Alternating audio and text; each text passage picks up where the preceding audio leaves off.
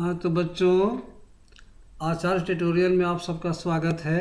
हम लोग आज विज्ञान के क्लास में प्रकाश परावर्तन तथा अपवर्तन के बारे में जानेंगे, है ना। तो सबसे पहले ये हम लोग को जानना है कि हम लोग आखिर किसी वस्तु को देखते कैसे हैं, है ना।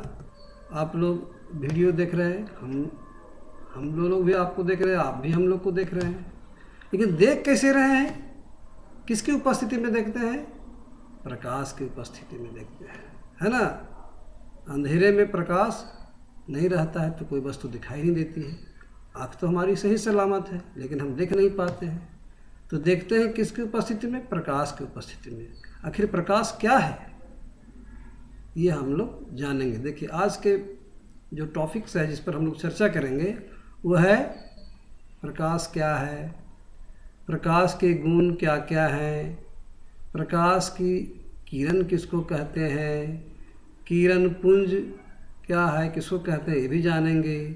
प्रकाश का परावर्तन किस घटना को कहते हैं, ये भी जानेंगे। और परावर्तन के नियम क्या हैं, इसे भी सीखेंगे, है ना। तो बच्चे ध्यान दें, प्रकाश क्या है ना।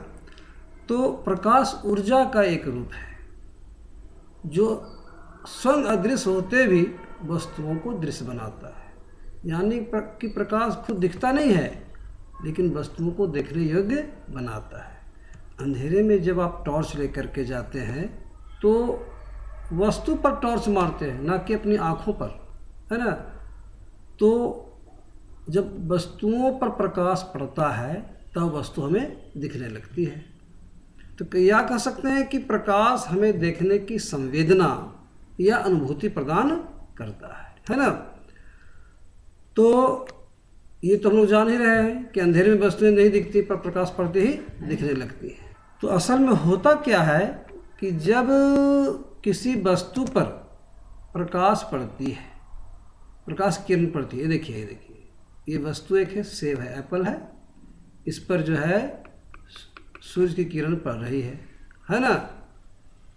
तो ये एप्पल क्या करता है, सूर्य के प्रकाश के कुछ भाग को अवशोषित कर लेता है और कुछ भाग को लौटा देता है। तो ये लौटता हुआ प्रकाश जो है हमारी आँखों में प्रवेश करता है, लेंस। देखिए, आँख में जो काला काला भाग है, या ब्लू दिखाया गया है, लेकिन जो काला काला वाला भाग है वो लेंस लगा हुआ है, और लेंस के अंदर में रेटिना होता है ना। वहीं पर प्रतिबिंब बनता है। तो जिस वस्तु का प्रतिबिंब बनता है वही वस्तु हमें दिखाई देती है। अभी अगर आप लोग हमको देख रहे हैं तो हमारा प्रतिबिंब आपकी आंखों में बन रहा है, और आपका प्रतिबिंब हमारी आंखों में बन रहा है, तभी हम लोग वस्तुओं को देख पाते हैं, है ना। तो यही बात यहाँ लिखा हुआ है, आप लोग उसको नोट कर लें। अब आगे हम लोग को सीखना है कि प्रकाश के गुण क्या है, what are properties of light. तो प्रकाश का पहला गुण है कि प्रकाश जो है विद्युत चुंबकीय तरंग के रूप में बढ़ता है। विद्युत चुंबकीय तरंग के रूप में बढ़ता है ना। यह बिल्कुल सीधी रेखा में गमन करता है, ये जान लीजिए। ये देखिए, इस चित्र में आप लोग देख सकते हैं, है ना, कि ये देखिए मोमबत्ती जलाई गई है और बगल में एक बच्चा इसको देखने की कोशिश कर रहा है। बीच में ABC ये 3 गत्ते लगे हुए स्टैंड के सहारे लगाए गए हैं। तीनों में ये देखिए छिद्र बनाया गया है ना। लेकिन तीनों छिद्रों को एक सीध में रखा गया है, देख रहे हैं ना।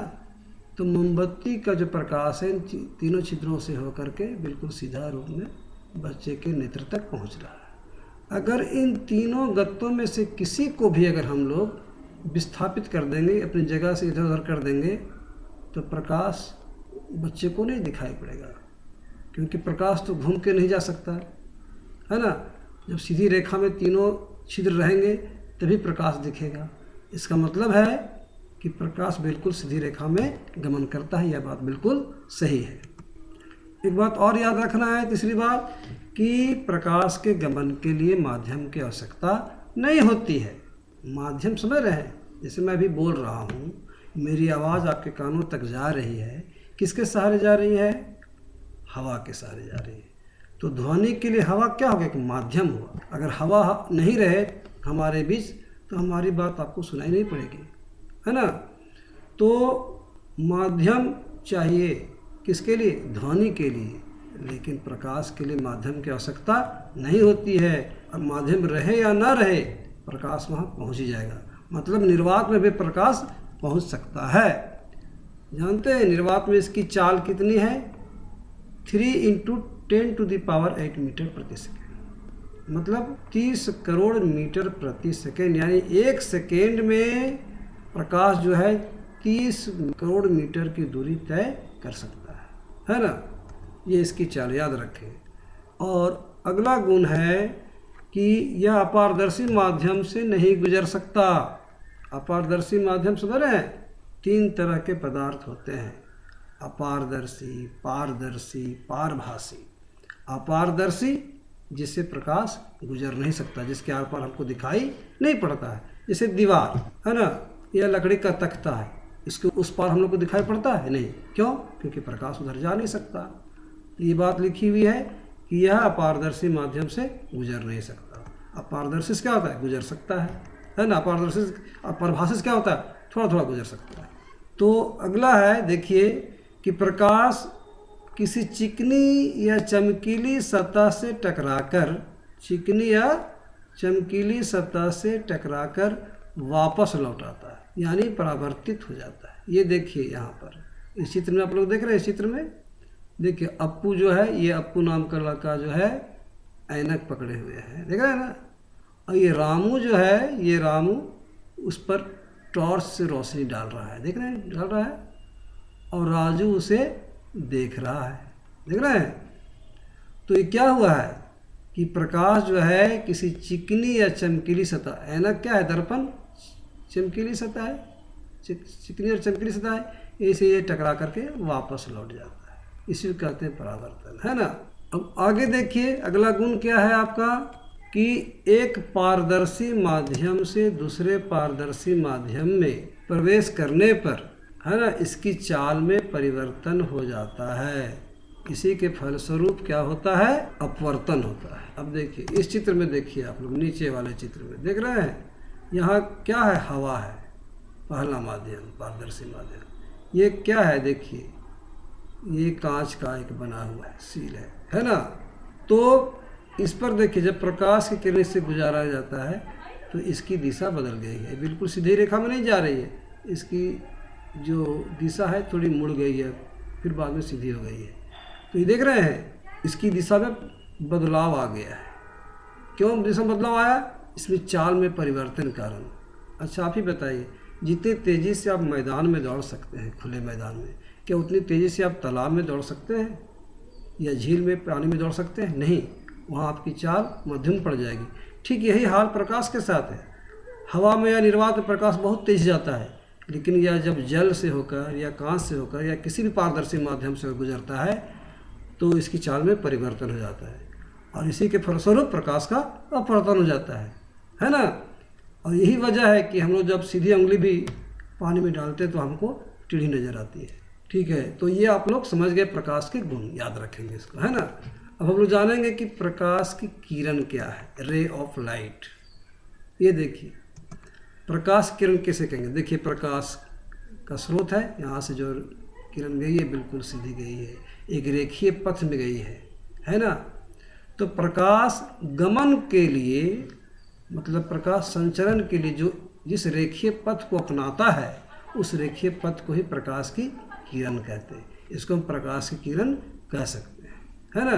प्रकाश की किरण जो है बिल्कुल भी सीधी रेखा में गमन करती है, तो हम लोग जान ही चुके हैं, इसीलिए रेखीय पथ अपनाता है ना। अब हम लोग जानेंगे कि किरण पुंज क्या है, बीम ऑफ रे। तो किरण पुंज, पुंज मतलब ही होता है समूह, इसलिए हम लोग कह सकते हैं कि अनेक किरणों के समूह को किरण पुंज कहते हैं। अनेक किरणों के समूह को किरण पुंज कहते हैं। तो किरण पुंज 3 तरह के होते हैं। कितने तरह के होते हैं? 3 प्रकार के। ये देखिए पहला है समांतर किरण पुंज, पैरेलल बीम। समांतर किरण पुंज जो समांतर गमन करे। ये देखिए यहाँ पर देखिए इस चित्र में देखिए सभी रेखाएं जो एक तरह से क्या है? समांतर है ना। और ये किरणों का समूह है, इसलिए वो कहेंगे समांतर किरण पुंज, है ना। दूसरा है अपसारिक किरण पुंज, डाइवर्जेंट बीम। इसका मतलब है अपसारिक किरण पुंज किसको कहेंगे, जो एक ही बिंदु से निकले। ये देखिए यहाँ पर, ये देखिए यहाँ पर एक ही बिंदु से किरणें हैं सो निकली हैं, देख रहे हैं आप लोग। तो ऐसे किरण पुंज को हम लोग अपसारिक किरण पुंज कहेंगे, जो एक ही बिंदु से निकलता हो। तीसरा है आपका अभिसारी किरण पुंज। क्या है, अभिसारी किरण पुंज, कन्वर्जेंट बीम। ये देखिए कन्वर्जेंट बीम, जो एक बिंदु पर एकत्रित हो। ये देखिए यहाँ किरणें कई जगहों से आई हैं और एक ही बिंदु पर, इसी बिंदु पर एकत्रित हो रही हैं। तो ऐसे किरण पुंज को अभिसारी किरण पुंज कहा जाता है, इसको ध्यान में रखें, है ना। अब हम लोग जानेंगे प्रकाश का परावर्तन, रिफ्लेक्शन ऑफ लाइट।